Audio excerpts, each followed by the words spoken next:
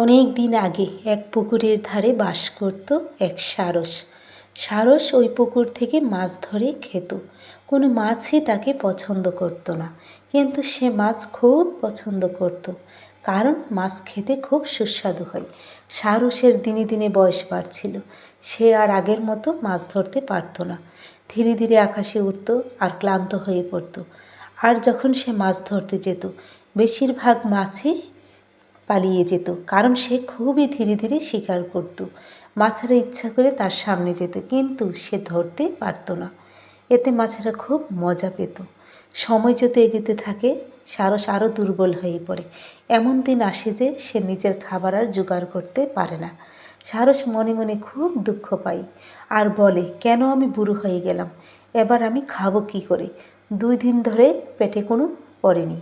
একদিন সারসের খুব খিদে পায়। বেশি ঝুঁকি না নিয়ে কিভাবে খাবার জোগাড় করা যায়, তাই ভেবে সে একটি বুদ্ধি বের করে। নিজের বুদ্ধি কাজে লাগানোর জন্য সে হতাশ হয়ে পুকুরের পাড়ে গিয়ে বসে। ওর মাছ ধরার কোনো লক্ষণই দেখা যায় না। মাছ, ব্যাঙ আর কাঁকড়া ভাবতে লাগে, ও মাছ ধরে খাচ্ছে না কেন? মাছেরা বলাবলি করতে লাগলো, ওকে কেমন দুঃখী দুঃখী লাগছে। একটা বড় কাঁকড়া সারসের দুঃখী দুঃখী মুখ দেখে এগিয়ে আসে। সারসকে জিজ্ঞেস করে, কি হয়েছে সারস, তোমার এত দুঃখী দুঃখী দেখাচ্ছে কেন তোমাকে? তখন সারস বলল, আর বলো না কাঁকড়া ভাই, এই পুকুরটার ব্যাপারে খুব খারাপ খবর আছে। কাঁকড়া বলল, খারাপ খবর? সেটা কি শুনি? সারস দুঃখী দুঃখী হয়ে বলল, না কাঁকড়া ভাই, আমি ওটা মুখ ফুটে বলতে পারবো না। কাকড়া বলল, কি বলছো সারস ভাই? যদি পুকুরের বিষয় হয় তাহলে আমাদেরও জানা উচিত, আমরাও এখানে থাকি।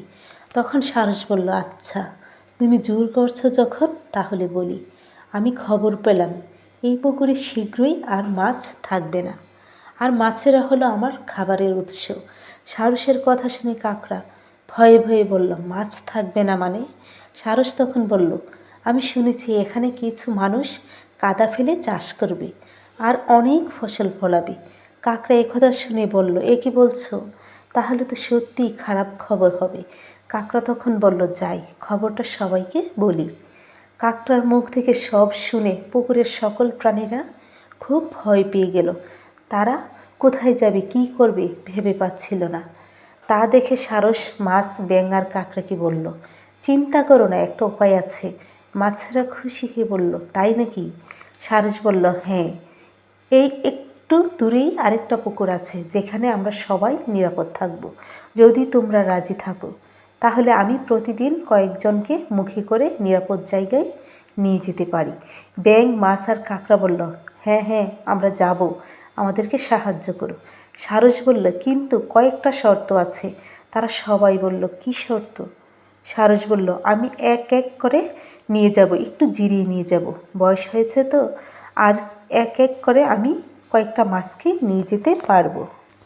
মাছ, ব্যাঙ আর কাঁকড়া বলল, আমরা রাজি। প্রথমবার সারস নিজের ঠোঁটে কয়েকটা মাছ নেই, কিন্তু তাদের অন্য পুকুরে নিয়ে যাওয়ার বদলে পাশের এক বনে নিয়ে যায় এবং খেয়ে ফেলে। সারস মনের আনন্দে বলে, আহ, অনেক দিন পর পেটটা ভরল।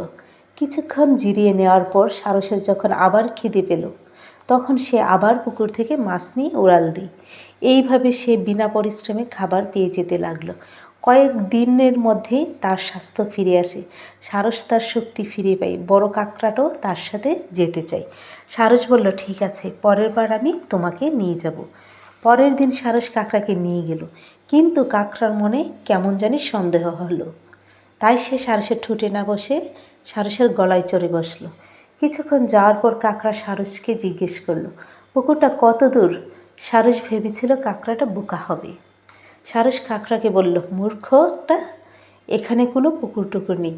আমি এই ফোন দিয়ে এঁটেছিলাম যাতে তোমাদের সবাইকে খেতে পারি। এবার তুমিও মরার জন্য তৈরি হয়ে যাও। কাকড়া সারসের দুষ্টু বুদ্ধি বুঝে যায়। কাকড়া সারসকে বলে, আমি এইভাবে মরব না সারস।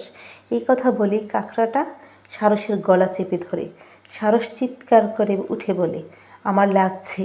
তারপর কাকড়া সারসের মাথা ধর থেকে আলাদা করে দেয়, আর সারস তার প্রাণ হারায়। কাকড়া যেন তেন প্রকারে আবার পুকুরে ফেরত আসে আর অন্যদেরকে পুরো ঘটনাটা বলে। প্রত্যেকেই তাকে তার এই কাজের জন্য ধন্যবাদ জানায়। শিক্ষা, বেশি লোভ বিপদ ডেকে আনে।